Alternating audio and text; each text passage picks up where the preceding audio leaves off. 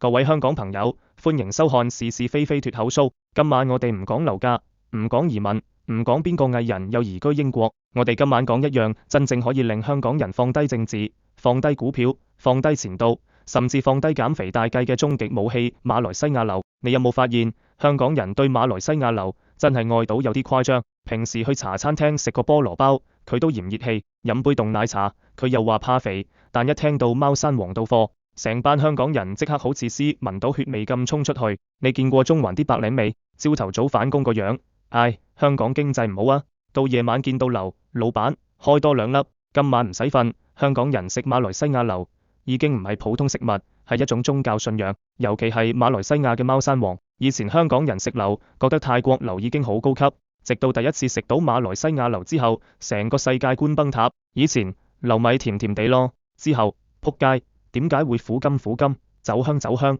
仲有奶油咁？香港人第一次食貓山王就好似第一次拍拖咁，個腦會空白，有人仲會閉埋眼，你望住佢，仲以為佢食緊法國米芝蓮，其實佢只係坐喺旺角後巷一間樓店，隔離仲有人食緊臭豆腐。最搞笑係香港人對樓嘅形容，馬來西亞人呢粒熟咗，香港人呢粒有人生味道，馬來西亞人有少少苦，香港人苦後回甘，似我前任。你知唔知點解香港人咁迷馬來西亞樓？因為香港壓力太大，香港人成日生活喺高壓環境，搭地鐵逼到變沙甸魚，返工俾老細鬧，放工仲要供樓，夜晚打開銀行戶口，戶口數字仲少過樓紙，但當佢打開一粒馬來西亞樓，人生突然有希望。尤其係香港人去到 Malaysia 旅行，你有冇見過香港人第一次落機去吉隆坡，其他遊客去雙子塔打卡，香港人邊度有樓食？馬來西亞朋友仲想帶佢睇文化，呢度有歷史建築，香港人附近有冇啲意四？呢度有清真寺，有冇黑廁？呢度有娘嘢文化。樓夜市幾點開？去到最後，成個旅程變成樓朝聖團，朝頭早食，下晝食，夜晚再食，食到酒店房都臭。最離譜係有啲香港人，明明平時好斯文，返工住西裝，講英文，飲紅酒，但一見到樓，即刻原形畢露。老細，幫我開最熟嗰粒，然後成手黃晒，連手指公都係樓味，仲會用舔手指方式，唔好浪費。你知唔知最恐怖係咩？香港人食完樓之後，仲會研究。係啊，研究，佢哋會討論呢粒肉感比較 creamy， 纖維感唔錯，味還有焦糖味，今年雨水多，所以甜到唔同。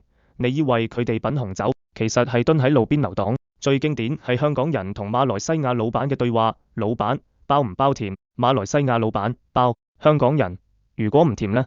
換。如果我返咗香港先發現唔好食呢？老闆心諗，大佬，你飛機都搭返香港啦，你想我游過去換俾你啊？仲有香港人超級中意講一句，馬拉樓先係真正樓，一講到泰國樓，個樣即刻高級評論家上身，泰國嗰啲太水，冇靈魂，馬來西亞先夠濃。喂大佬，你10年前咪又係食泰國金枕頭帶，而家食咗2次貓山王就變樓哲學家。香港人仲有個特點愛炫耀，以前炫耀手錶，之後炫耀樓，而家炫耀樓。我食過樹上自然熟，我有朋友喺彭樓苑，我識分貓山王真假。最誇張係有人會影樓果肉放 IG， 仲要加濾鏡，寫住今晚好幸福，下面留言邊度買，幾多錢，求地址，成件事好似毒品交易。香港人愛馬來西亞樓，仲有一個原因，香港太貴。香港買一盒貓山王貴到好似供緊金條，你睇住個價錢會懷疑人生。呢盒樓夠我交2日停車場，但香港人依然照買，因為有啲人已經食到上癮。尤其係疫情之後，以前香港人成日飛日本，而家日本遲啲先啦，先飛馬來西亞食樓，航空公司都估唔到。以前以為旅客嚟睇風景，原來係嚟聞味。最搞笑係有啲香港人食完樓之後會突然愛上馬來西亞。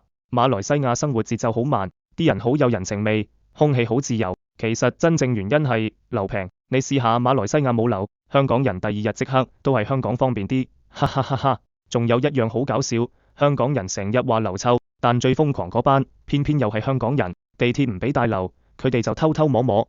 以前走私電子煙，而家偷運樓，有啲人仲會用幾層膠袋封印，結果成個行李箱都係味。海關一開，先生，你帶咗咩？少少生果。海關，你個生果識攻擊人鼻腔喎。